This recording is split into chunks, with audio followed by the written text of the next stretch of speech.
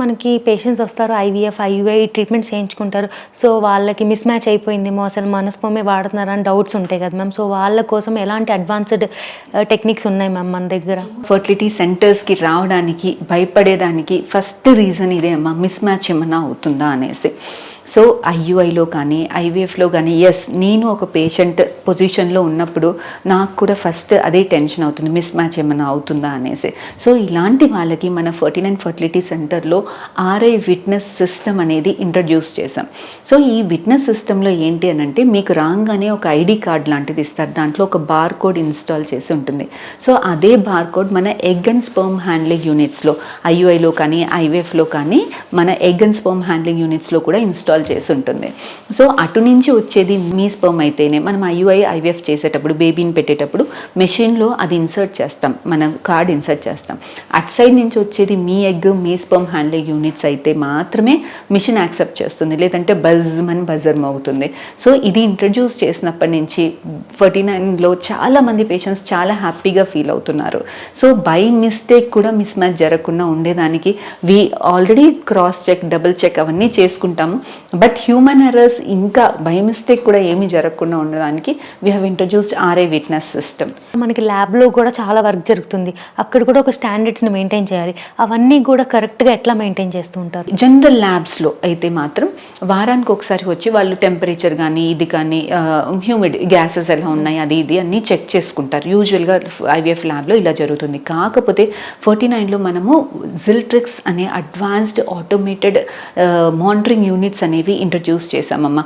ఇది 24/7 monitoring units అనమాట. So night మనం అందరం వెళ్ళిపోయాక కూడా ల్యాబ్లో ఎప్పుడైనా కరెంట్ షట్ డౌన్ కానీ ఏదైనా టెంపరేచర్ అటు ఇటు ఫ్లక్చుయేషన్స్ ఉన్నా కానీ ఇమీడియట్గా అది మనకి సెన్స్ చేసి ఇమీడియట్ మనకి అలారమ్స్ అనేవి మోగుతాయి. సో 24/7 మన ఎంబ్రియో మానిటరింగ్స్ అనేది, ఎంతసేపు ఎంబ్రియో బయట ఉంది, ఎంతసేపు ఎగ్ బయట ఉంది, ఇది ఆర్ఐ విట్నెస్ సిస్టంలో ఎంతసేపు మన ఎంబ్రియోని బయట హ్యాండిల్ చేస్తున్నారు, ఎంబ్రియో ఎలా పెరుగుతుంది, ప్రతి మినిట్ టు మినిట్ మనకి వీడియో రికార్డింగ్ అనేది, ఇదంతా కూడా మనకి అడ్వాన్స్ టెక్నాలజీ అంతా కూడా మన 49 బ్రాంచెస్లో ఇన్స్టాల్ అయ్యి ఉంది ల్యాబ్లో. Compare to other centres and other hospitals 49 Warangal బ్రాంచ్లో మోస్ట్లీ ఎక్కువ పాజిటివ్ సక్సెస్ రేట్ ఉంది కదా మ్యామ్. సో దాన్ని ఎలా చెప్తారు మ్యామ్? అవునమ్మా, we are very proud to tell that since past 1 year the average success rates is 71.2. యూజువల్గా ఐవీఎఫ్లో సక్సెస్ రేట్స్ 100% అని అనుకుంటారు, కాకపోతే ఇంటర్నేషనల్ స్టాండర్డ్స్ కూడా it is around 50 to 60%. But 49 Warangal branch the average 1 year success rates 71.2%. So ఎందుకు ఎక్కువ success rates ఉంది మిగతా బ్రాంచెస్, మిగతా అన్నిట్లో కంపేర్ చేస్తే అంటే the lab is very advanced. ప్రపంచంలో you name it, the technology we are having it. So మంచి ల్యాబ్లో కల్చర్ కండిషన్స్లో బేబీ గ్రో అవుతున్నప్పుడు హెల్తీ బేబీస్ తయారయ్యేదానికి స్కోప్ ఎక్కువగా ఉంటుంది.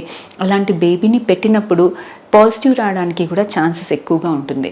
ఇదే కాకుండా ప్రతి పేషెంట్కి మనం ఒకే రకమైన ట్రీట్మెంట్ కాకుండా, సో ప్రతి పేషెంట్కి టైలర్ మేడ్ ట్రీట్మెంట్స్, అంటే మీ ప్రాబ్లం ఏంటి దానికి తగ్గ ప్రోటోకాల్ ఎంచుకోవడం, దానికి తగ్గ ఇది చేసుకోవడం వల్ల కూడా మనకి రిజల్ట్స్ అనేవి బాగుంటాయి. కొంతమంది మెన్లో జీరో స్పర్మ్ కౌంట్ అంటాం మ్యామ్, వాళ్ళకి సిమెన్ రిలీజ్ అయ్యింది కానీ స్పర్మ్ ఉండదు. సో అలాంటి వాళ్ళకి డోనర్ ఒక్కటేనా మా ఆప్షన్, ఇంకేమైనా ట్రీట్మెంట్ లేదా? విమెన్లో స్పర్మ్ కౌంట్ కంప్లీట్గా జీరో ఉన్నాక కూడా ఇది ఎందుకు జీరో ఉంది, యూజువల్గా హార్మోనల్ ఇష్యూస్ ఏమైనా ఉందా, లేదు స్పర్మ్ తయారీ అవ్వడంలో టెస్టిస్లో ప్రాబ్లం ఉందా, లేదు బయట అంతా బాగానే ఉంది బయటికి వచ్చే దారిలో ఏమైనా బ్లాక్స్ ఉన్నాయా. సో ఈ 3 రీజన్స్లో ఏదో ఒక రీజన్ ఉంటుంది. బయట నుంచి హార్మోన్స్ ఏమైనా లేవనుకోండి, బయట నుంచి హార్మోన్ రీప్లేస్ చేసినప్పుడు స్పర్మ్ తయారీ అయ్యేదానికి స్కోప్ ఎక్కువగా ఉంటుంది, వీళ్ళల్లో న్యాచురల్గా కూడా ప్రెగ్నెన్సీ వచ్చేదానికి ఛాన్సెస్ ఉంటుంది. లేదు సెకండ్ ఇష్యూ, లేదు థర్డ్ అంత బాగుంది బయటకు వచ్చేదానికి అబ్స్ట్రక్షన్ ఏదైనా ఉంది, ఇలాంటి వాళ్ళకి చిన్న ప్రొసీజర్స్ ద్వారానో లేదంటే టీజర్స్ ద్వారానో స్పర్మ్ని ఎక్స్ట్రాక్ట్ చేసి మనకి ఐవీఎఫ్లో బాగుంటుంది.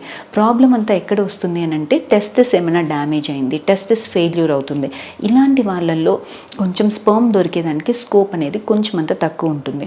అవుట్ ఆఫ్ 10 పీపుల్ ఒక 3 to 4 మెంబర్స్కి మనం టీజా పద్ధతిలో నీడిలేసి చెక్ చేసినప్పుడు తీసినప్పుడు స్పర్మ్ దొరికేదానికి స్కోప్ ఉంటుంది. లేదు అలా కూడా దొరకలేదు అని అంటే మైక్రో టీసీ అని చేస్తాం.